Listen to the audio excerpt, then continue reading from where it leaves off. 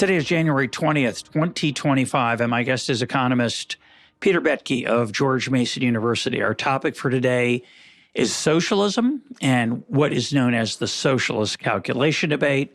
We're going to base the conversation on Pete's book of the same title, The Socialist Calculation Debate, that he has written with Rosalino Candela and Tegan Truitt. This is Pete's ninth appearance on the program. He was last here in May of 2018, discussing public administration, liberty, and the proper role for government. Pete, welcome back to Econ Talk. Thank you very much for having me. I'm thrilled to be here with you. So what is the socialist calculation debate? I just want to say for listeners who might think this is some ancient, weird, archaic academic dispute, it is that. But it turns out it's not so archaic and it's not so academic, and it's much broader than it comes to appear at first glance, is what I learned from your book. But let's start with the archaic academic debate of early third of the 20th century, I guess.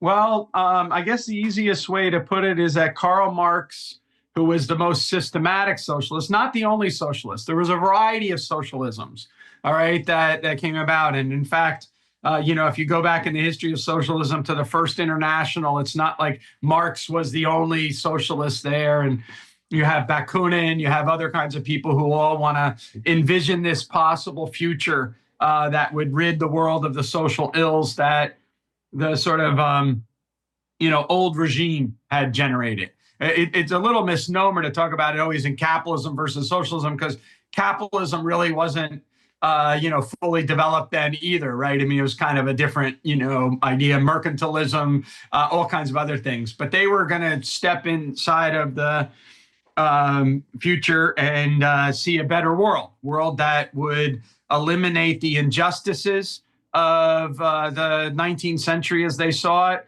and the instability of the 19th century as they saw it. And in order to do that, they were going to bring the invisible hand forward to be a visible hand. So nothing going on in the backs, behind the backs of the people.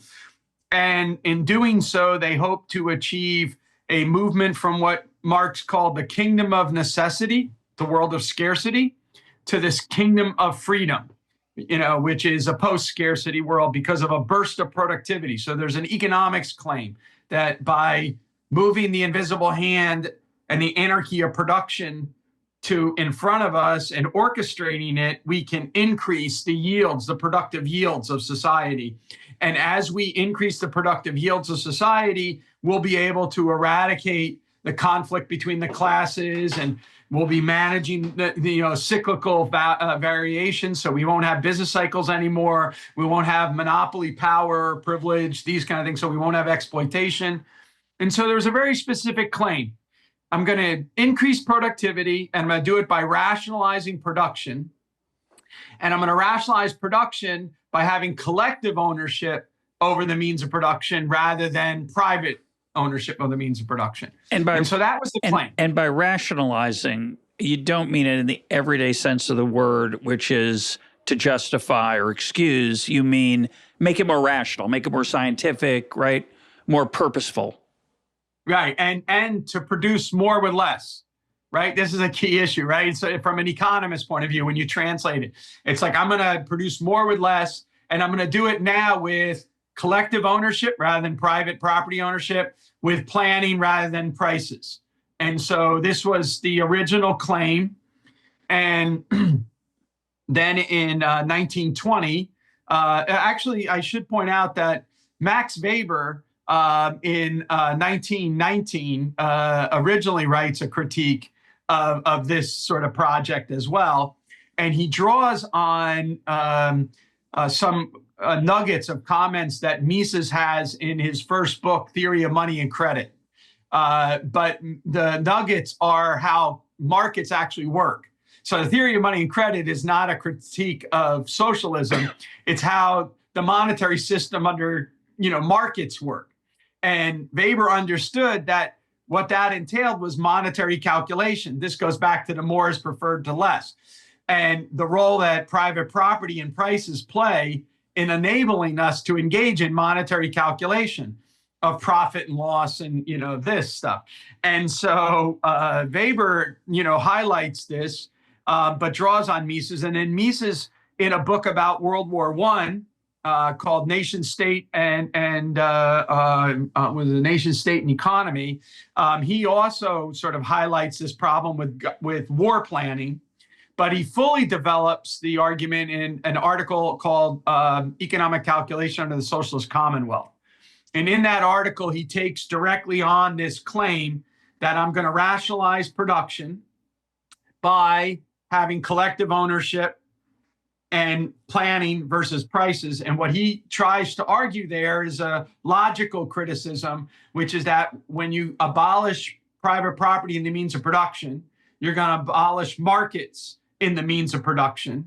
And when you abolish markets in the means of production, you're going to abolish the relative prices. And without the relative prices indicating the relative scarcities, right, then economic actors are going to be unable to engage in monetary economic calculation of whether or not to invest in project A or project B. And so we're going to end up by basically being so many steps in the dark, which will mean that we will end up by not having rationalization of production, but we'll end up, rather than producing more with less, we'll produce less with more. And so we get systematically not the, and if you can't engage in rationalization of production, you're not going to be able to move from the kingdom of necessity to the kingdom of freedom. And that article was written when? What year? 1920. So this is, while I think roughly the first 5-year plans are coming out of the Soviet Union, and there's an immense intellectual excitement about the Soviet communist experiment as a potential replacement for market capitalism and the American system, which is the most dramatic example of it, you could argue, at the time. And what Mises's critique is, which is hard to remember because you have to remember what year it is. It's not now. It's 1920, is that that's just not going to work. It's right. not, I don't like communism. It's not, I don't like what communists are trying to do. He's simply saying, and you stress this in the book, he's making what in economics we call a positive analysis, not encouraging, but rather just saying what the facts are and where does the science, so-called science, lead. And he's saying, not going to work very well. The incentives aren't there.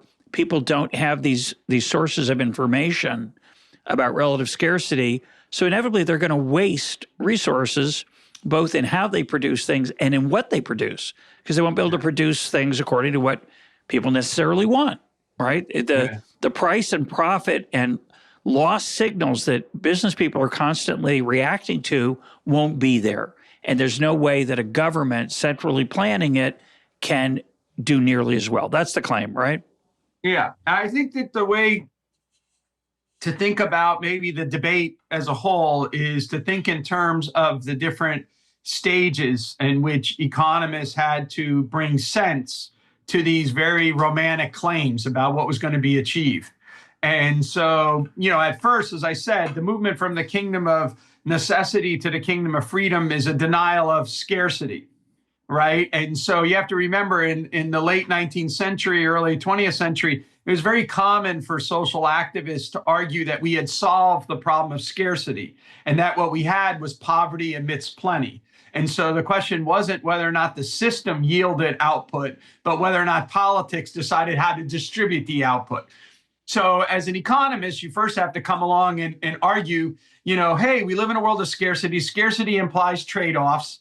Trade-offs need to be negotiated. We need tools to the human mind to help us negotiate the trade-offs. And those negotiating of trade-offs are both a question of incentives and information, right? The way we weigh the different marginal benefits and marginal costs of our different activities. And so the first stage of the debate is to insist on the importance of private property rights. Right? This is one of the oldest arguments in intellectual history. It goes all the way back to Aristotle's Critique of Plato, okay? But it had to be resurrected, the idea that property rights matter. And then the second thing is property rights not only produce incentives, but they are the generator of the prices that we use to negotiate the trade-offs to help us. So prices guide us. Property incentivizes us. Prices guide us. Profits lure us, right, to new changes, and losses discipline us. And so in understanding the role that these, three P's play, basically, property, prices, and profits, in the system, it ends up by being a challenge to the idea that the socialist system, which was trying to abolish property, prices, and profits, right? No, we're not going to produce for profit. We're going to produce for direct use. Those are all the slogans of the socialist project at the time. And so, as you pointed out correctly, Mises is not choosing to argue with the socialists on their ends. So he's not going to do that. He's going to argue. He's going to say, okay, you want these laudable ends.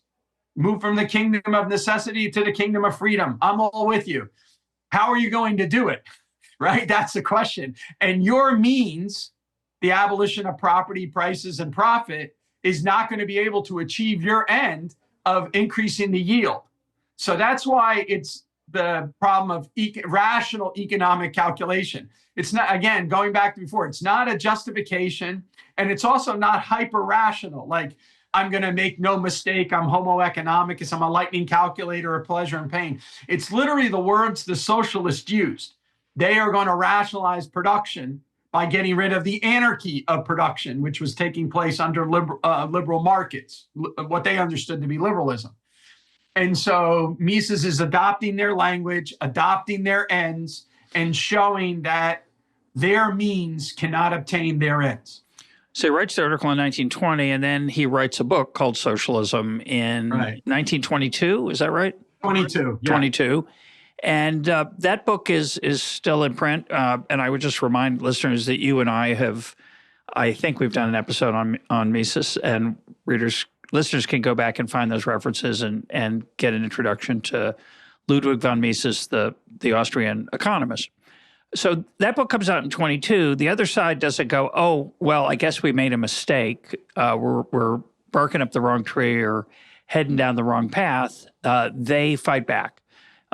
So the most prominent responses to Mises come from Lang and Lerner, if I'm not mistaken.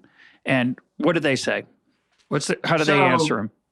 So I think just to put things in somewhat context first, is that this book comes out in 22 and has a sea change, a sort of a mind quake effect on two very important thinkers, Friedrich Hayek, who was young and in Vienna at the time and part of Mises' seminar, and then Lionel Robbins, who it turns out is fluent in German. And so when he floats in and out as a young economist, he's a student of Edwin Cannon, but he's a young economist who actually ends up by having to go to Germany and come back, and he gets exposed to Mises's book. And this plays a major role in the 1930s because by shock of sheer accident, a very young Lionel Robbins, because Alwyn Young dies from the flu, becomes department chairman at the London School of Economics at the ripe age of 29. I mean, and then eventually he recruits Hayek to come and be part of this program at the London School of Economics. And they are trying to communicate Mises's ideas to the English language speaking community. Mises's book and article don't get translated until 1935 and 1936. So Mises himself, the original response to Mises, are all in German. And those are all not yet the effective Lange. They're more like people like Karl Polanyi, sort of these social scientists in the German language world. Jacob Morschak actually has a criticism. But what happens is Mises, Hayek and Robbins translate Mises's ideas, and it creates an English language debate. And so the shocking thing, sorry for that detour, but I think it sets this up, is that when Hayek gives his inaugural lecture at the London School of Economics called The Trend of Economic Thinking, he argues that if you're a neoclassical... What year is this? 1931. Okay, go ahead. So he says if you're a neoclassical economist, by that he meant a marginalist, and they didn't see themselves as Austrians being different. There was, Marshallians, there were Walrasians, there's Mengerians, but they're all basically sort of the same thing with different points of emphasis. One is more, sort of what we would today, call partial equilibrium. Other people are general equilibrium, and the other ones are more the market process that produces the equilibriums, right? And so, but they see themselves as all linked in as marginalists, as that. And so Hayek says, if you are a neoclassical economist, you can't be for interventionism and socialism, right? Because economics teaches you property prices and profits. So you can't, you can't be one of these other things. And so he says the problem is that the older critics of markets against classical economics is still in our head, the institutionalists and the historical school, even though we've now defeated them. And so, this is what he's laying out. Well, what happens is around that time in the 1930s, you have two things going on. One of them is the Great Depression. So people's faith in the market is really shaken, okay? The second thing is that people start using the tools of neoclassical reasoning to defend interventionism, all right? And so Lerner, who is actually Hayek's student, his dissertation is called The Economics of Control, which is how can I, use the tools of marginalist economics to optimally plan when in the real world, they end up, because of monopoly and business cycles, unable to achieve the results of the model. So we can make the model, because again, remember, we're going to move from the backs of people, right? In neoclassical economics, the optimality theorems emerge from the activity of individuals, many of whom don't even know that they're doing anything like marginal calculations, right? But if I'm going to do rationalize, I'm going to move it to the front. I'm actually now going to scientifically do that. So, what Lange and Lerner argue is that, what's the problem? We just tell the central planning board to set price equal to marginal cost and produce output at the minimum point in the average cost curve. We have a diagram that tells us that will yield the optimal.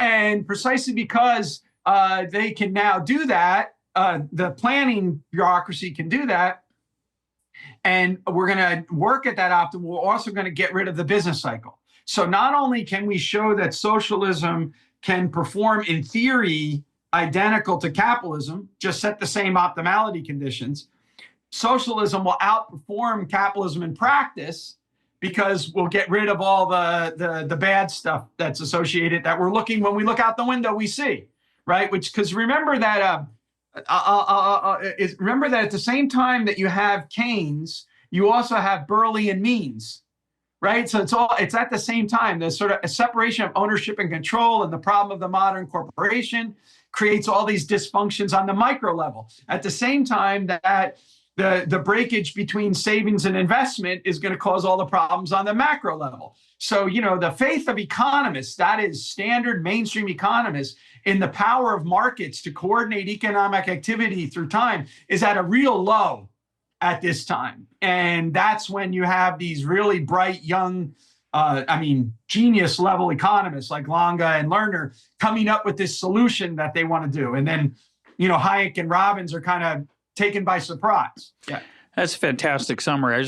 For listeners who aren't economists, marginal doesn't mean like unimportant the way it does in everyday language. It's a methodological statement that I'll just, to make it simple, it means that, well, supply and demand is a useful way to think about how prices get determined rather than some other theory. I'll leave it at that. And statements like price equal marginal cost or produce at the minimum point of the average cost curve, these are ideals that economists use as descriptive under certain conditions, and that lead to certain good results under certain conditions. But the counterpoint is, but those certain conditions don't hold, so we don't get there. But we can get there instead of just hoping through emergent order and bottom-up activity we'll get there with intention.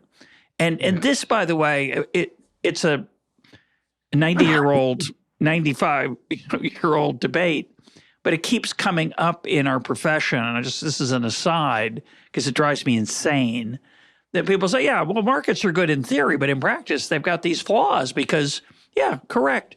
These so-called assumptions, underlying conditions don't hold. They're right. Yeah. But that doesn't imply, therefore, that a non-market solution is going to do better. And so that's fundamentally what's fascinating. That's what's fascinating about this is that fundamental argument. We see as economists that markets can do things and achieve things that are surprising, given that they're not planned, that they're not intentional. The other side, the interventionist side, says, yeah, but think how much better it could be if you tried to do it on purpose. Yeah. And in fact, this is the subtle point you're making, Pete, I want to reemphasize for listeners. We're going to use the tools that you use to justify bottom-up market activity to make top-down centralized activity even more effective. And that's the debate.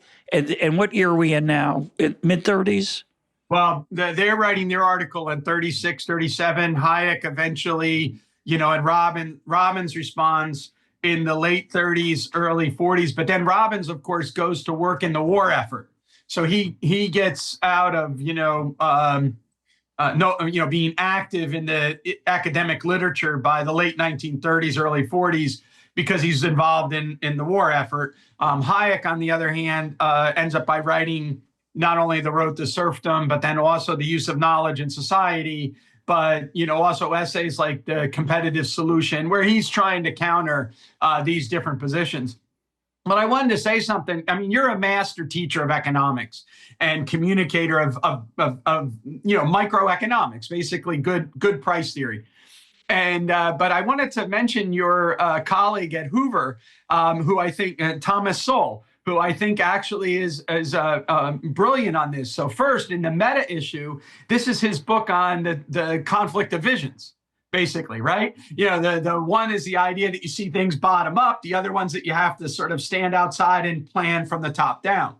At the very end of his book, Knowledge and Decisions, which I think doesn't get talked enough about, he has one of the best paragraphs I've ever read. But basically what he says is that ordinary people can do extraordinary things if given the freedom from their others, right, that try to impose on them. Whereas I think the opposite side believes extraordinary people can achieve extraordinary things if you just give them the power. Yeah. And so this conflict of visions is played out in this debate all the way through. Whether or not. So imagine if I had the best and the brightest, to plan the economy. Or now, I hope we'll talk about this, the best and the brightest computers, to plan the economy, then we can give them extraordinary powers and they can rid us of all our social ills. Where, the other side is basically like, I got to worry about that power problem, right? So instead, what I want to rely on is ordinary individuals, as McCloskey puts it, giving it a go, right, are going to end up by generating this information and this incentives within the process itself, which will enable us to achieve, productive specialization and peaceful social cooperation.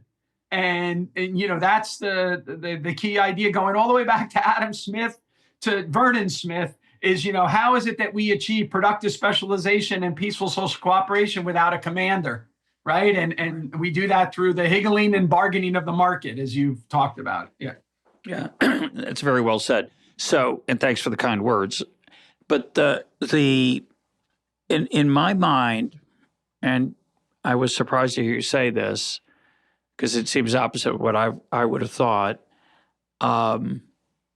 You suggest that in the debate between Oscar Lange and Lerner on the one hand, and Hayek, Mises, and Robbins on the other, that by the 1950s, most academics would have said that the socialist calculators, the people who defended the central planning solution, had won. Is that correct in your view? Yeah, I think you have to understand two things about that. One is the utter, and this is really quite well captured in Jennifer Burns's book on Milton Friedman, because it captures that time. Because again, Friedman is educated in the 1930s and comes to the forefront of profession. He starts at University of Chicago, I think 1946, right? In 47, Friedman writes a wonderful critique of Lerner's book that anticipates his long and variable lag and all kinds of things like that. But here's the dilemma that he points out in that book. There's nothing logically wrong with Lerner's book.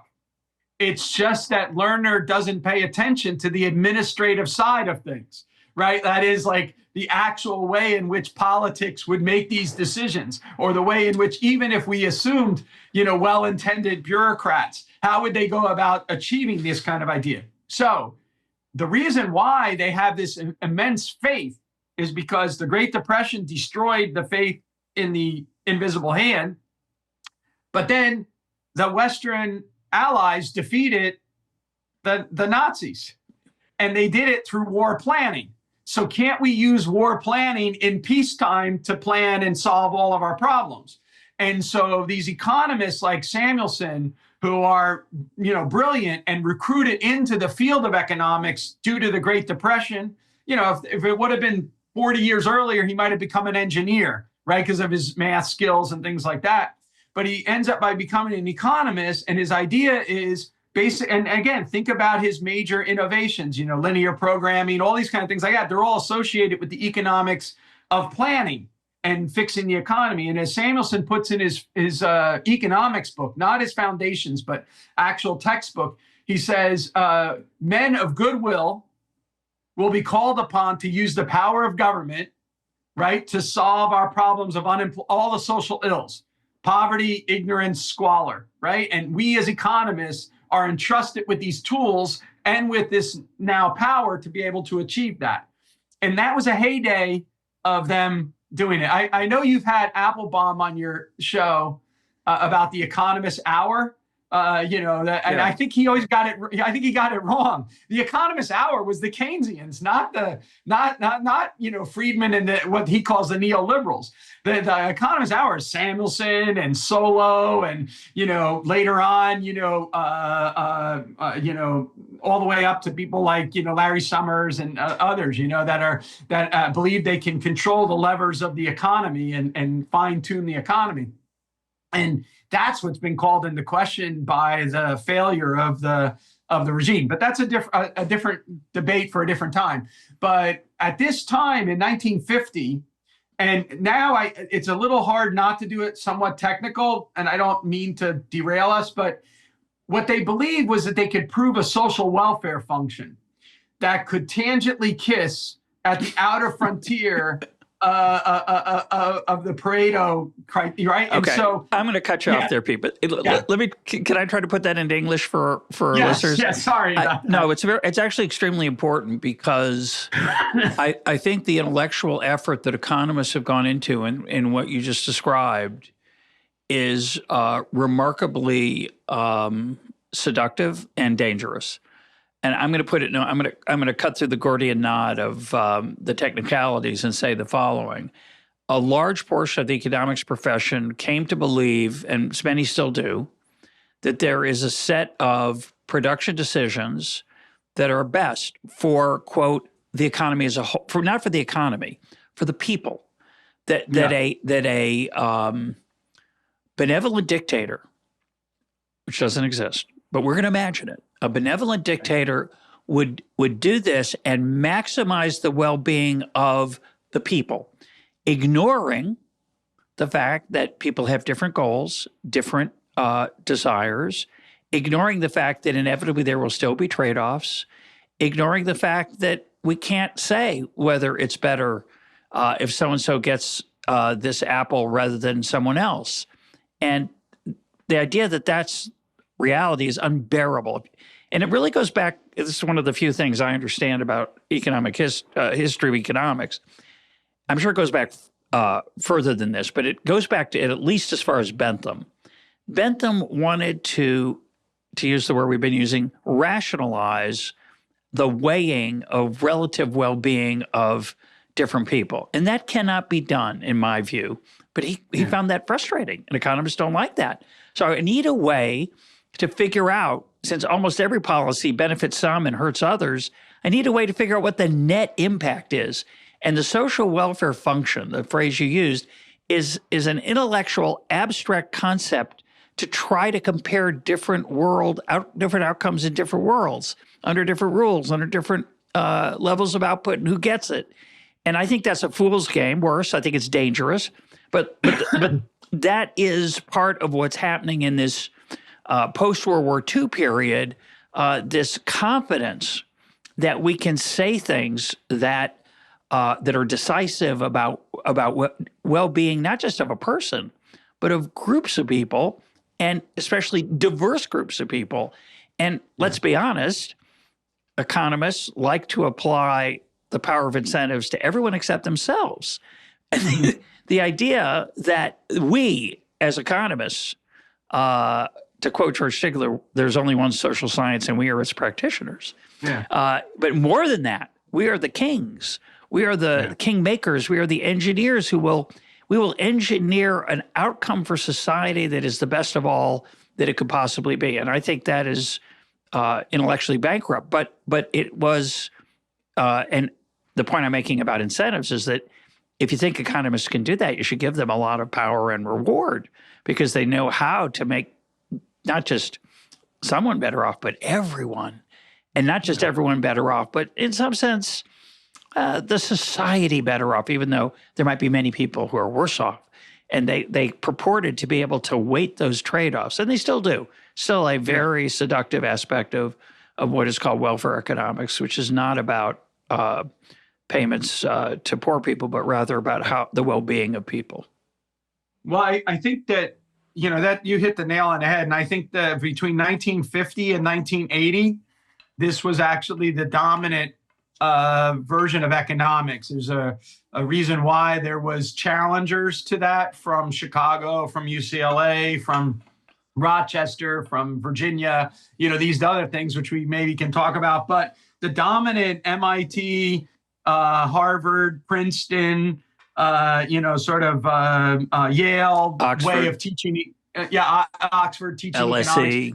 economics. And it had a huge impact also not only on domestic policy, but international policy that was taking place after the war, right? So the way that you exported how to advice to underdeveloped countries, how they should, like India, how should you, do your economics? And Nehru was very influenced, for example, by, the sort of Fabian as well as Soviet planning. It was kind of a mix, right, between, some version of Fabian socialism and Soviet hardcore industrialization. And, that all had to play out. And then eventually, it crashed and burned. And, the economies had to go through different reforms in the 1990s. But this heyday that we're talking about right now, 1950, that is the heyday of market failure theory, right? Markets fail to achieve any kind of optimal output or even desirable output.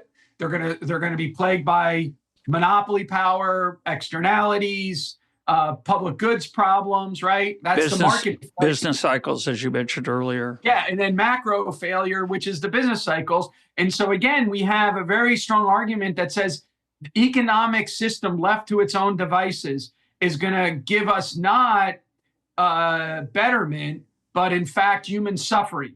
We are going to suffer from idleness, right? Unemployment. We'll suffer from poverty. We'll suffer from squalor. We'll suffer from education, ignorance. Okay. And so, all of those social ills need to be eradicated by conscious government activity, and economics is giving us the tools by which to do that. So let's move. Obviously, we can talk about a lot of different things, but I want to move to Hayek's particular critique of the socialist planning idea and the role that knowledge plays, because I think that is a rather extraordinary intellectual achievement. But just to foreshadow, and I want to spend a decent amount of time on some of the intellectual things that came out of this. We'll talk about Ronald Coase's theory of the firm and Michael Polanyi's insights into the philosophy of science. But obviously, just like the Great Depression caused people to lose faith in markets, whether that was right or wrong doesn't matter. When the Depression caused a lot of people to come to a decision about the reliability of markets, the collapse of the Soviet Union, which is the 40 years into the heyday that we've been talking about on the part of planners, that shakes people's faith in the ability of markets to be superseded by planning, and in particular, the realization, which took quite a while, that the Soviet Union was an utter failure as a productive cornucopia. It did not produce the cornucopia of goods that planners promised. The more from less. It was the opposite. It was very unproductive, and it took a long time for people in the West to realize that that Soviet data was not reliable, and that actually the Soviet Union wasn't outperforming the United States in the 50s, 60s, and 70s. It was woefully inferior. So when that became a realization, and when the Soviet Union collapsed, Hayek and Mises essentially, in many ways, won the calculation debate. But it's not going to end, because there's a 21st century variant we're going to get to, which is computers. But I want to talk about what Hayek's insight. So we have Mises, who argues that you don't have the right incentives. You don't have the power of profits and loss that private property induce to give people the incentive to make the right choices. They don't have the prices.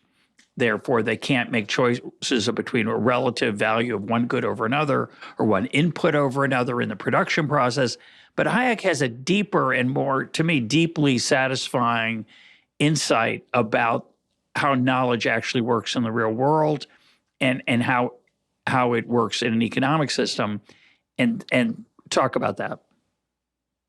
So this is a great question, and in the evolution of the debate, I did just want to say something for the listeners, so they might, put this in context, because they might have heard this when they were in school or whatever. But when Khrushchev, picks up his shoe and at the UN and says, "We will bury you," he doesn't mean militarily. He actually means in productive goods. They are going to outproduce us. The space race, the fact that they put Sputnik up before us, suggested to everyone that they were technologically superior to us. The fact that Stalin was able to move a peasant economy to an industrial economy strong enough to produce a military apparatus that could take on Hitler, that proved to people that it was all working. So everyone had tremendous faith in the technological achievements of what socialism could have, and they didn't realize that it was all like crumbling on the inside, right? We didn't have access to the information and all of that as scientists. They didn't let, Westerners in. They did just Potemkin villages that is made up, visits when they're there. Yeah. And so that's important to keep in mind. The second thing that I want to go back to just very quickly before I'll dive into the knowledge issue is that, as I said before, the argument went from property to prices to profit and loss. And then what you have to, so that property gives us incentives, prices gives us, information, profits and losses, and the lure and the discipline there gives us innovation. But then what you have to realize, what Hayek said, is that, all of economic life takes place within law, politics, and society. So politics gives us the institutional infrastructure. So institutions matter. And so he goes through this debate and he hits the different points. Now, why doesn't he just stop at the old economist argument that collective ownership, if everyone owns everything, no one owns anything, therefore they don't have the incentives, right? It's because that debate was ruled out of court by two forces. It's so weird to read 1930s economics. Hayek's colleague, H.D. Dickinson at LSE, when he teaches his course on economics of planning, his first statement is, "We will truck with no incentive talk here." Okay? Lange, in his famous paper on socialism, says that incentives are psychological problems and therefore not economic theory. All right. And so if Hayek responds back and just hammers home the incentive argument, they're not even listening, right? Yeah, fascinating. So then what he sort of asks people is, he says, okay, so what is the functional significance of a price? What does a price do? And at the time, a lot of economists thought prices were a summary of past costs, right? So, and what Hayek's brilliant insight was, no. Prices are guides for us to engage in future activity. They're the things that guide us. And this knowledge that is embedded in the price system is only revealed within the act of engaging in the exchange. If you don't engage in that exchange, that knowledge doesn't exist. So it wasn't a computational problem. Oh, there's just so many equations that we have to solve. It's complicated or whatever. It's literally a generative problem. Without the price system and without the competitive bidding and asking of prices, the knowledge that's necessary to coordinate just simply doesn't exist.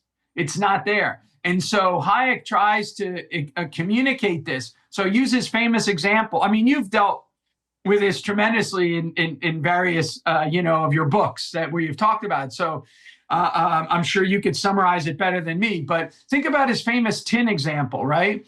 It's not that the knowledge of understanding the relative scarcities of tin exists somehow out in the abstract. It only comes about because I see the prices moving.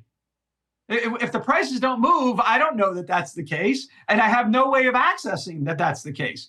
And so it's this generative nature of the knowledge, the contextual nature, what Hayek calls knowledge of time and place, that is so vital to our coordination of our activities. It's just one of my favorite things in economics because it's not obvious and it's really cool, which is the way I think about it sometimes is, where can I look up how scarce tin is? Where's the book the annual survey of tin supply? And of course, that book doesn't exist. And then the other book you would want, once you found out it was scarce, you'd want to get the book of alternatives to tin. Right. And that seems like a reasonable thing to be able to find through some armchair theorizing and maybe some research. So if I use tin in a process of production and tin's gotten more expensive, I need to think about an alternative perhaps as a way to cope with this higher price because now tin is more scarce. And the idea that I can't look that up, that I can't just make a list of what the alternative ways I could avoid using tin. What I have to do is be under pressure. I have to realize that, oh my gosh, tin's gotten a lot more expensive. My business might disappear. I better find an alternative way to produce what I produce that uses less tin. And under that stick, that threat, I might come up with something new. And that something new might be worth it. That's the profit lure. But it might be a mistake. It might cost me money. And that's the discipline of loss that you talked about so well. And that idea that the things that we observe out in the marketplace are a response and not just a compendium of knowledge is extremely, extremely deep. And I think a first-rate economics course helps a person appreciate that. And of course, it's what you and I talk about all the time when we're teaching, is that is because it's a very subtle idea. And if you're listening and you haven't heard that before, I hope it makes some sense, right? It's the idea that the knowledge that I have only emerges when I'm encouraged to go find it. And that's why it has an exploratory element, a discovery element. And sometimes I'm the only person who thinks of it. And for a while, I get an edge. And if other people discover it or see what I've done and copy it, my edge starts to decrease. And that's the magnificent aspect of price, profit, and competition.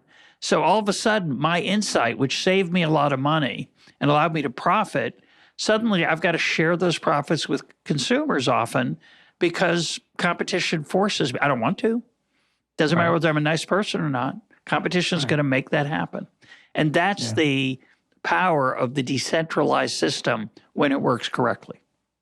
Yeah, so this is Hayek's idea of competition as a discovery procedure, which he, so this debate that he was involved in forced him analytically to keep peeling the slight, the pieces of the onion back, as he kept on trying to understand more and more of the nuggets of the foundation. You and I both think the world of Adam Smith. I think one of the things that's underappreciated is Adam Smith's capturing of what science is all about. Because what he says is it moves from a wonder to surprise to appreciation. So wonder is, when I look up in the stars, I wonder. When I see a common woolen coat on the back of a day laborer, I wonder how the hell it got there, right? The surprise is that I find out that it got there because of individuals pursuing their own interest, and everything like that, guided by the sort of market trade-offs that they face. And appreciation is then an understanding of the power of the price system and division of labor and all these things like that. If we could in economics still teach wonder, surprise, and appreciation, we would, that would be the best thing we could do as economics. And just as an add to you, I mean, I think you have this book on the price system called Price of Everything, and you have a wonderful book called, Wild Problems, which is actually it's easy to have, not easy, but it's the world that the people that were building the model of perfect competition and thus the model of market socialism were dealing with was a world absent of wild problems. It was a world that didn't necessarily need innovation and all these other, and didn't have to cope with change and all of that stuff. So that's why Hayek, when he started. And everything was measurable. Everything could be computed. Yes. And they saw the problem as a computational complexity problem. Right. So all you need to do is have really smart people figure out how to do the math, and then you could get it, and solve the issue, which we'll come back to when we talk about the current computational discussions. But what Hayek was trying to get at is this constant and ceaseless change, adaptation, and adjustment that was required. And going back to what you just said, novelty.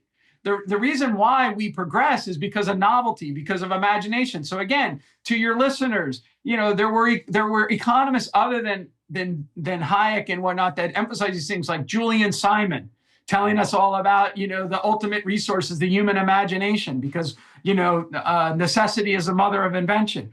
Or I'm sure, Matt Ridley, one of my favorite books since the last time we talked is How Innovation Works. And Ridley has this fantastic phrase. He says, innovation is the child of freedom and the parent of prosperity, right? Mm-hmm. It goes exactly to your issue. And one of the problems that, all the way from Mises to Hayek on this issue with socialism was not only, as Mises put it, how are you going to have the chickens fly into the mouths of the comrades, right? Just deliver the goods. It was also, how is it that you end up by getting constant improvement and revolutionizing the process of production in the same way that we saw the move from 1750 to 1850? How are you going to see from 1850 to 1950, from 1950 to 2050? Where are you going to get all this sort of, spur of innovation? It's not just technology. And it's not just a technological and engineering issue. Yeah, and it's really important to emphasize this. It's not, it seems obvious. People just think of new things. That's why we make progress. Yeah. They get creative. But the inside of this debate that we're treating as this sort of, again, as I said earlier, some kind of arcane academic dispute, it's really a fundamental difference in how we look at the world. Yeah. Right? If you look at the world and you say, well, people think of new things. But the question is, a lot of the new things they think of aren't worthwhile. So you can't fund everything, and you shouldn't fund everything. So then you're faced with the choice. How do you decide what to fund? And in a market system, no one decides it. It's decided by people throwing things against the wall and seeing what sticks. Most of them don't. Thank goodness we don't keep investing in them. So in a private, decentralized system, the market test is what determines what leads to a better world. Now, I'm not going to romanticize it. Well, I do, because I think it doesn't get enough romance. But obviously many things stick for the wrong reasons, stick because they have an edge, stick because of cronyism. I don't want to overstate how the perfection, you're very similar. We don't overstate the perfection of the market system. It's remarkable that it works at all. Yeah. Given that no one's guiding it, at least in the obvious sense that you would normally think of. And so one of the things that we really try to stress in the monograph is actually what is actually the function of economic calculation. And the function of economic calculation is to sort from the array of technologically feasible projects, those which are economically viable. So there's many different ways, for example, to have transportation, but not every way of transportation do the costs and the benefits outweigh the costs. And unless you have this mechanism of the price system, you're not going to be able to do it. I'll tell you a funny story. When I first started teaching economics, back when I was a graduate student.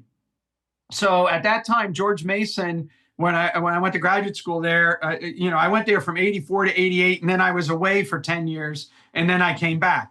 But in the late 80s, George Mason went from a school of 10,000 students to 15,000 to 20,000 in a very short period of time.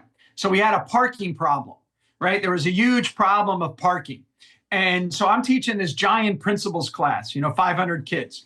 And I say, listen, I want you to solve the parking problem at George Mason with the price system and only with the price system, okay?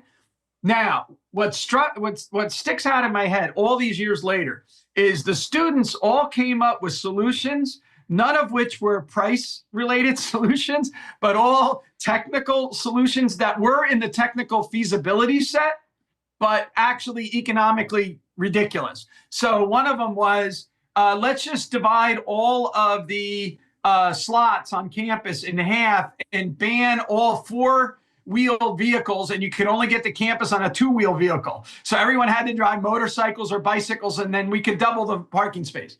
The best one, which you'll laugh about, is that down Braddock Road, you hit into 495, so you have a major thoroughfare right there. Build a giant building that has a helicopter on top of it, and the helicopter students park there, and then the helicopter can take them to the main center of the campus and drop them off there. Again, these are all possible. It's not like, Captain Kirk, beam me up, Scotty. They didn't come up with that. But what they didn't do is they didn't use the price system. I just wanted them to price the spots closer to the campus at a very high price, out by Braddock Road, price them at a low price. And then, because at the time, everything was priced the same. So the students would circle and circle and circle before, and they'd be late to class and all this stuff like that. So, but, that little story tells a kind of a funny thing just about the way in which we sort from the technologically feasible, which is an engineering problem, to an economically viable, which is an economic problem. And the only way we get that knowledge is actually through the competitive bidding and asking process and the failure. It's like, as you pointed out, in gambling with other people's money, right? Failure of the market is a major part of the way the market actually operates. It's not just the profits, it's the losses have to be there. That's Milton Friedman. He loved to say, it's not a profit system, it's a profit and loss system. And the losses are, of course, I like the way you said it's discipline. I like lure versus discipline. You, a minute ago, said something along those lines that I just wanted to remind people, not every innovation, like we said, not every innovation is worthwhile. And some of them are too innovative because they cause losses. They might be brilliant, but they might be before their time and so on. That's the other thing, is they might not be brilliant now, but they might be brilliant 20 years from now when the conditions change. Prices. And the market, by having all these hands, like one of my mentors was a guy named Dick Cornell. And he talked a lot about the nonprofit sector. But one of the things he always used to say to me is, Peter, remember, there's many hands that make up the invisible hand, right? And nice. If you just think about it, this is one of the things Hayek, you were mentioning before. Hayek points out that the costs of what it takes to produce something in a factory have to be discovered anew every day, right? And they're either going to be discovered by the existing entrepreneur or another entrepreneur that has the freedom to enter and then challenge, right? Yeah. So, yeah. I want to let's talk about Coase for a minute. Yeah. Coase's theory of the firm, summarize it briefly and talk about its relationship to the calculation method. That was extremely interesting. So Ronald Coase was a student at the London School of Economics. He was a student of Arnold Plant, who was a very close colleague of Hayek and Robbins. And Plant would teach about the socialist calculation debate. And Coase, as a young student, thought to himself, well, this is kind of weird, because if markets are so much superior to planning, why can't we just have spot markets for everything? Why would we ever have, firms? Why wouldn't we just, bid every day for the different resources? Well, he came up with the idea that the transaction costs of bidding every day for the resources that you utilize is too high. Meaning the cost of engaging in those exchanges, that's the transaction cost. Meaning that a firm doesn't use prices internally. It makes decisions about whether to invest in a new thing or not, whether to hire people or not. It doesn't have, there's no markets for half of the things they do. They just make top-down decisions. It's what a firm is. Right. And in theory, that should be a disaster if Hayek and Mises are right. Yeah, but Coase also has the opposite side, which gets further developed by people like Alchin and Demsetz and whatnot, which is that why can't, if firms are so good, why can't we have just one giant firm, right? And there it's because of metering and monitoring costs, right? So you have transaction costs associated with the next exchange that I have to engage in. And then you have these metering and monitoring costs, which is the cost of both overseeing what's going on in the decision-making and measuring whether or not it's profitable or unprofitable for us if I get rid of the market system. So Coase found this idea of the firm to be in between these two sort of extremes of USA Inc.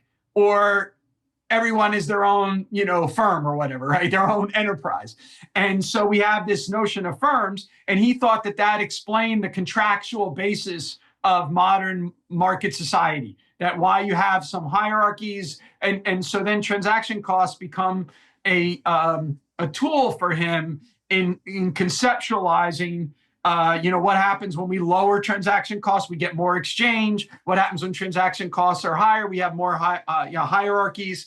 And so there's like firmness, that's associated with all of this. And so that's how I would, summarize Coase very quickly. Yeah. And you alluded to it briefly about wonder, surprise, and appreciation. But in the book, you make some very beautiful connection between the calculation debate and Michael Polanyi's insights into the philosophy of science. Yeah. We tend to think of science as, you just go out and you test this theory, and if it's confirmed by the data, then you've learned that you've gotten confirmation for it, or you've increased your confidence that it's true. But the Polanyi insight is that, how do you know what to test? And it's it was beautiful to see that that's similar to the calculation debate. So explain that. Well, Polanyi wrote a wonderful essay that you can find called The Growth of Knowledge in Society. And he explains how it is. And science is a central metaphor for Polanyi and all of this stuff. And just a little background, Polanyi was a leading physical chemist. And he's a Hungarian, Austro-Hungarian, but Hungarian by birth. But he was the head of physical chemistry at the Kaiser Wilhelm Institute in Berlin when Einstein was the head of theoretical physics. So they were quite close, okay? But what happened, of course, is the 1930s, and so you have to leave, right? And so they get out of there as fast as possible. But some of his friends didn't get out, and they might have got out from the Nazis, but they didn't get out from the Soviets. And both the Nazis and the Soviets wanted to control science for the purpose of the state, okay? And so Polanyi started to reflect on the nature of science in a free society. Like, why is science and scientific inquiry so essential for what we understand to be a free society? And how does it contrast with what happens in a planned society?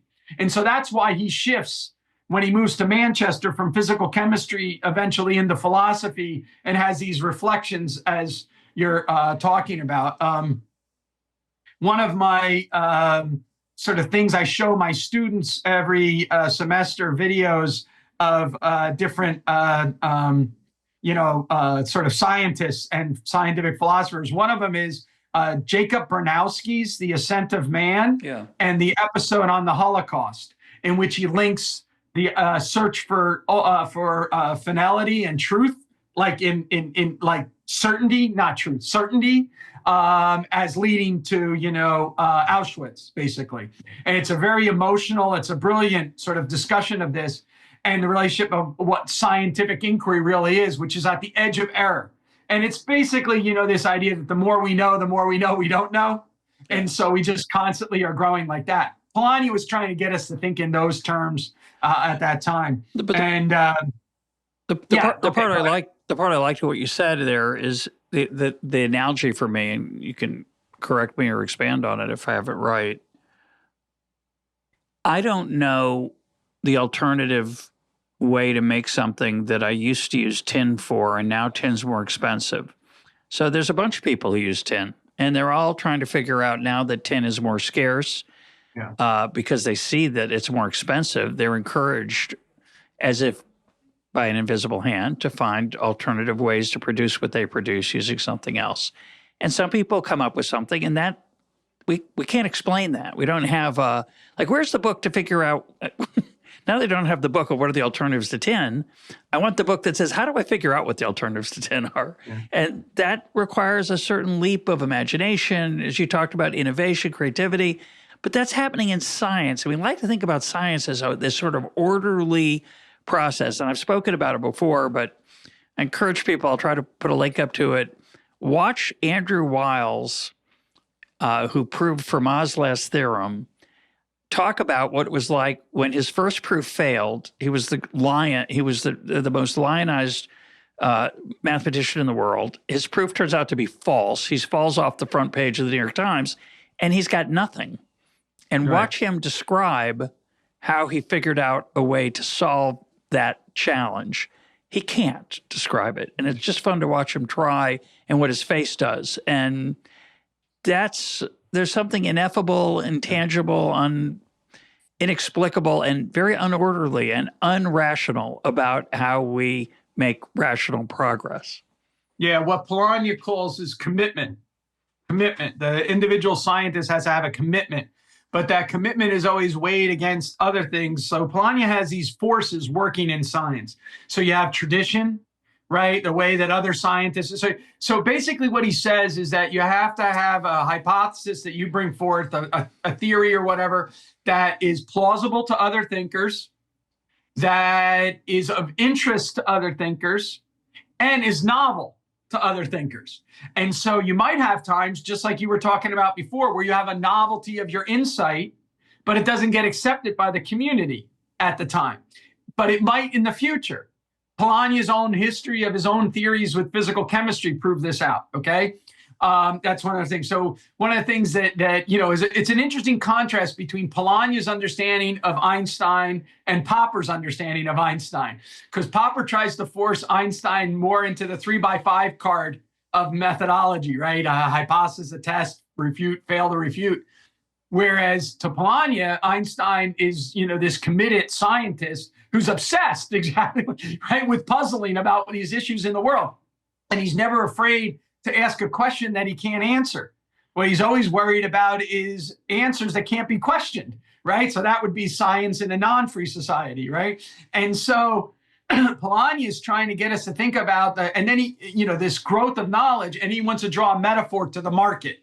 So the market is also about growing knowledge, right? This is the link between Polanyi and Hayek on these issues, is that science is a growth of knowledge. The market is a growth of knowledge. The knowledge that we have tomorrow is not easily guessed from the knowledge that we have today. It's a shift. It's a total change in perspective, an opening up of us thinking in new ways. It's a new window for us to see the world through. And that novelty and creativity is at the core. And just to mention again, when you talk to Matt Ridley, go back to think about Ridley's distinction between invention and innovation, because the invention is an input into the innovation, but it's not the same thing, right? Yeah. And so you're tinkering and everything like that. That's still at this, we're at this invention sort of stage. But how does that then become innovation? That's what Polanyi is talking about and pushing that knowledge out. And I don't want to overstate the wild, imaginative leap that entrepreneurs or business people or scientists make. Oh, sure. When the price of tin goes up, if tin's a big part of your production, a successful person in business has a plan for what to do if that happens. They might stockpile tin. They're going to look for alternatives beforehand. They're not going to just wait for this incredible pressure of a higher enormously higher price all of a sudden. So I want to make that clear. And that's the particular knowledge of time and place that Yeah. that let me use a quick example that your readers might want to listeners might want to look up. You and I are weird because we find economic very minutia in economics fascinating. But the history of the Garbine. So the Garbine was an input into fracking. All right, but it's grown in only certain places. So now, as fracking demand went up, like about a decade ago, all of a sudden the price of Garbines went way up. Okay, and so farmers that substituted out of other agricultural products started growing more Garbines, things like that. And then what happened was, because the price was high, fracking people started thinking of innovative ways to not use Garbines and come up with the same kind of ideas, substitutes. And so this is the Julian Simon, the ultimate resources, the human imagination, and why it is he won the bet against Arthur Ehrlich. Because Isaac Ehrlich. Excuse me. No, not Isaac. No, Paul. Paul Ehrlich. I'm getting old. It's because as the price of things go up, people have an incentive to think about ways to lower those costs, and they do substitutes as well as innovations. And so to me, I think that the mundane. One of the fascinating things about economics is the mystery of the mundane. Like, the very things that we take for granted are in many ways the thing we should be most surprised about. So Adam Smith's butcher, baker, and brewer giving us our dinner, or the common woolen coat, or the eye pencil, or the loaf of bread, as you pointed out. These are the mysteries that if we could get people to go through the wonder, surprise, and appreciation aspects on those, we would do a tremendous job. And I think this socialist calculation debate really highlights that, because it highlights the power of the price system and the poverty of planning. And in a very stark way. Sadly, for people in large, for populations, huge populations that had to suffer under the yoke of these things, not only the inefficiencies, but then also the tyranny that comes from that. But this debate, which was really about the inefficiencies that are generated by, and malfunctions that are generated by planning, that really highlights, on the opposite side, the power of the price system. Now, I could leave it to our listeners for homework to explain why the rise of the supercomputer and artificial intelligence will not solve this problem with the new technologies that we have now compared to the 1930s. And I could also leave it as an assignment to the listener to wonder and explain why socialism, despite its seeming failures in its practice, has had a return. But I would like to hear, Pete, I would like to hear you comment on it briefly. Why is it that socialism has had a revival I'd say in the last 5 to 6, maybe 10 years? And why is it that technology has reopened the potential for prices to be determined by a top-down planner and then used to assign outputs and inputs and run the economy? So the easy answer is just that we are in a period of the great forget. So when I was a freshman in college in 1979, what was in the back of my head before I even took an economics course, right? The welfare warfare state of that culminated in Watergate, and then in the stagflation of the 1970s. As a result, no one would have said, "I'm from the government, I'm here to help you." And you would have thought like, "Oh yeah, let me sign up for that," right? Because we understood and we put blame on the government. I remember, Jimmy Carter, God rest his soul, just passed away. And there's some kind of revisionism going on about, Jimmy Carter that was all put in there. But I can remember being a high school kid and Jimmy Carter going on TV with his cardigan sweater and saying he was going to use the Boy Scouts to check your thermostats at home to make sure that you didn't go above 58 degrees because of the natural gas shortage that was going on. Kind of like buying a helicopter and flying people in from their distant parking lot. And didn't use the price system. I can remember sitting in gas lines, for, forever to get the gas. Anyway, so enough of that. But we have this great forget, but that's too simple of versus a kid today. A kid today that's a freshman in college wasn't even born when 9/11 took place. So all they've known is the U.S. was involved in a permanent war economy, right? They knew the global financial crisis. And then probably when they were like a freshman in high school, they got hit with COVID. And so in all three of those, you have to turn and say, oh, I need the government to help me, right? I'm under assault. The financial interests are collapsing. And then this horrible pandemic. So to me, these kids have a different tacit presupposition of what's going on. And I think that, from 1980 to 2010, we did experience a period of tremendous economic development and growth. Less than 10% of the world's population is living in extreme poverty today. When I was an undergraduate student, it was 40%. This is a miracle that that's happened as the population has also expanded. But at the same time, we also have what you've talked about, people have put the thumb on the scale, right? And so we have cronyism. We have, what was the cause of the global financial crisis? It wasn't unregulated markets. It was actually people, I kid around, you'll bust up with this maybe, but, I say to my kids in class, I say, hey, we're going to go to Vegas this weekend and you get to keep all the profits, but I'll cover all your losses. Are you going to go to the roulette wheel or where are you going to go, right? And they all like, oh, I'm going to highly leverage. And I go, oh, I didn't know your name was Goldman Sachs, right? It's not like Goldman Sachs woke up one day and was stupid. They responded to the way the regulatory regime was set up in order for them to do this stuff. And so kids see a blame, the youngins see a blame on that. And they see disruption and they see some people benefiting, other people, losing out. And so they feel this sense of injustice. And I think that we who are consistent, true radical liberals have to give them a vision about how the government's not an answer to that question, but neither is mercantilism an answer to that question. And instead, we have to offer them something else.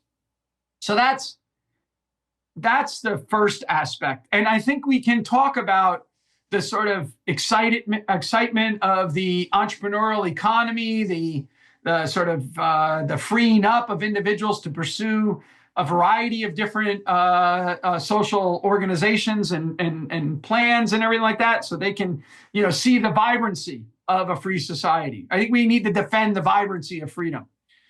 On the other hand, on technology, let me just point something out, which is that in your book, Wild Problems, you hit the nail on the head in an issue having to do with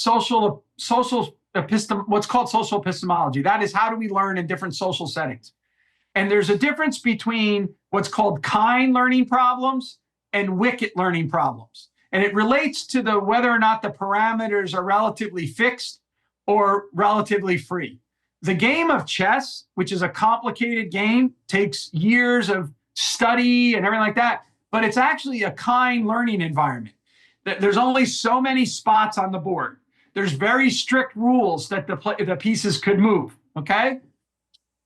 That means that it's just a matter of churning through all the possible combinatorials, right, under the rules that you're given. That's not the economic problem that we face. The economic problem that we face is relatively free parameters, right? That is a wicked learning environment in which what we're trying to deal with and cope with is constant adaptation and change to the circumstances. And the individuals that are on the chessboard, as Adam Smith pointed out, they talk back to us, right? They don't listen. You tell the bishop, you got to move this way. He says, I want to move that way, right? And that creates a whole different kind of situation. And so what we need to do is we need to have an economics that's able to cope with that wicked problem, not try to take economics and fit it into a kind learning environment. And so if I could just make one last advertisement in the monograph, is I think one of the things that I really liked about what we tried to do in there was to show that there was a counter revolution to the 1950s hegemonic neoclassical synthesis, which normally gets focused only on Milton Friedman's critique of Keynesian macroeconomics, okay? But there was this alternative evolution that happened in the development of property rights economics with Alchin and Demsetz, with law and economics with Coase, with public choice with Buchanan and Tullock, and entrepreneurial economics with Mises, Hayek, and Kerzner. And that these are all owe their origin to the socialist calculation debate, but they all branched in different directions to pursue modern economics. And I know you've had Jennifer Burns on. In her book, she has this fantastic discussion of what she called Room 7 economics. Room 7 economics. And if you go back and listen to what she says about Room 7 economics, it's all of those ideas in the 1930s in their genesis, now starting to be like emerge afterwards, right? So they all come out afterwards. But it all started with people thinking about the power of the price system and the tyranny of controls, right? And what all's entailed in all of that. And so to me, I think this is, one of the really important ideas that we need in economics that's able to deal with ceaseless change and the necessity for constant adaptation and adjustment. And the computer gives us very good algorithms that can be assistants in our doing it, but it can't be substitutes. So I use AI all the time. I'm trying to lose weight. I use MyFitnessPal and I track and it tells me and I get, suggestions on how to do this or that, right? It's a fantastic aid, but it doesn't substitute for the human desire, imagination, and all the rest of it. And so I think that, we really have to pay attention to these, the limits as well as the potentiality of advanced AI. And if I could say one last thing to your readers, listeners, Russ, that doesn't get talked about in the book, but should be, is that Polanyi, after he switched from being a physical chemist to a philosopher, in 1949, he has a symposium with Turing, and it's on the mind and machine. And it's quite fascinating because, first of all, people overstate what Turing said about AI. It's actually imitation as opposed to actually being a substitute. And it traces back to this old question of whether or not behind a screen, if you could tell whether or not it was a male or female, by the sentence that they wrote, okay? But it's all you have to do is have the machine kind of mimic and say, oh, I could see a human doing that, and then he wins it. That's different from thinking, whatever. But put that aside. Let's take the extreme version. What Polanyi does is he points out why a machine can never be a mind. And it's a technical argument about Gödel's theorem and incompleteness, but it's also a more subtle argument about the difference between semantics and syntax. And market economies are about, as you've pointed out, people reading the price signal. They have to understand the meaning that's involved in that. It's not just a price has to be interpreted. It doesn't just sit there and tell us exactly what to do. Price change, tin, as you said, tin rises or falls. It doesn't automatically tell us, oh, use less or more of it. That's how we summarize it in class. But it also might say, hey, we need to find an alternative. We need to, come up with a different production process. We need to find an alternative. And we have to do that. And we get tested against the market of whether or not our interpretation is worthwhile or not. And we fail a lot of the times. Therefore, doing what? Forcing us to adjust and adapt again. So to me, rather than testing the computer again, a Deep Blue against Kasparov, we should test the computer against Ronaldo playing soccer, or Federer playing tennis, or these kind of things, or for that matter, Larry Bird, playing basketball back in the days. One of the things that, when you watch old YouTube clips, right, of Larry Bird, one of the things people should be shocked about is, man, this big, slow white guy did amazingly creative things with a basketball, didn't he? Bounce the ball between, players, legs so that Kevin McHale can throw a dunk, faking a guy out you can jump higher than him, move faster than him by throwing the ball in his face and then, pushing it up. I mean, Larry Bird is an act of creativity the entire time he's playing. And it's just amazing. And that is not like a piece on a chessboard. That is him adapting and adjusting and all of that stuff on the fly. And that's more like what an entrepreneur does, right? That's, and to me, then that sort of says, okay, AI is a good assistant. Walmart can use it, right? We can use it everyday life, but it doesn't substitute for our ingenuity, cleverness, and creativity. My guest today has been Pete Boettke. Pete, thanks for being part of Econ Talk. I love talking to you, Russ. It's great.